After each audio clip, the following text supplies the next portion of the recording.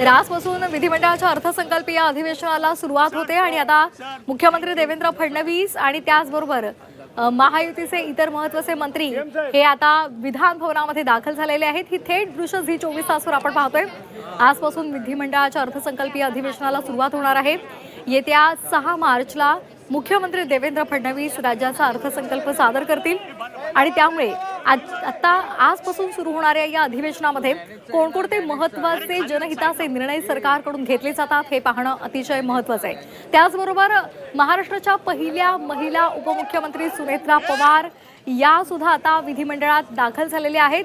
यंदाचं त्यांचं हे पहिलंच अधिवेशन आहे आणि त्या अधिवेशनामध्ये दाखल झालेले आहेत। ही थेट दृश्य झी24 तासवर अदिती तटकरे सुद्धा त्यांच्यासोबत आहेत।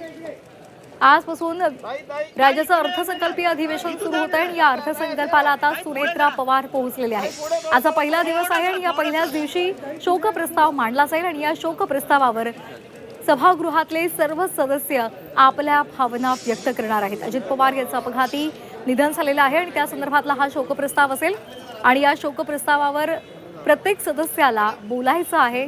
अजित पवारांसंदर्भातलं त्यांच्या ज्या भावना आहेत ते त्यांना व्यक्त करायच्या आहेत आणि त्यामुळे प्रत्येक सदस्याला परवानगी मिळालेली आहे। उपमुख्यमंत्री सुनेत्रा पवार विधिमंडळात दाखल झाले आहेत। ही थेट दृश्य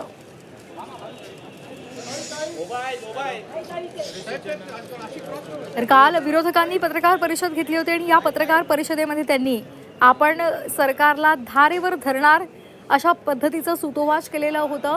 अनेक महत्त्वाचे मुद्दे आहेत, शेतकऱ्यांचे प्रश्न आहेत, त्याचबरोबर शेतकऱ्यांच्या आत्महत्या, कर्जबाजारी हे महत्त्वाचे मुद्दे आहेत आणि त्याचबरोबर इतरही मंत्रालय लाचखोरी प्रकरण असेल, त्याचबरोबर आणखी काही महत्त्वाचे मुद्दे आहेत। त्या संदर्भात विरोधकांकडून सरकारला धारेवर धरलं जाईल आणि या संदर्भात बोलत असताना सरकारकडून कशा पद्धतीनं विरोधकांना उत्तर दिलं जाईल हेही पाहणं गरजेचं आहे।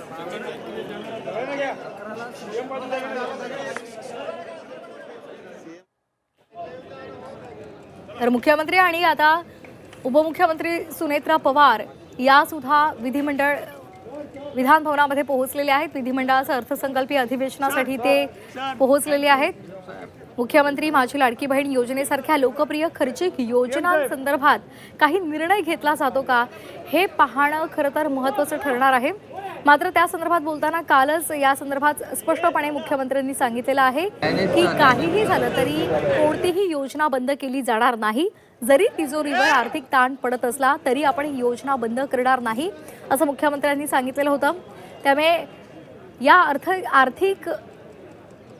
अर्थसंकल्पामध्ये आर्थिक शिस्तीला धरून कोणकोणते महत्त्वाचे निर्णय सरकारकडून घेतले जातात हे पाहणं गरजेचं आहे।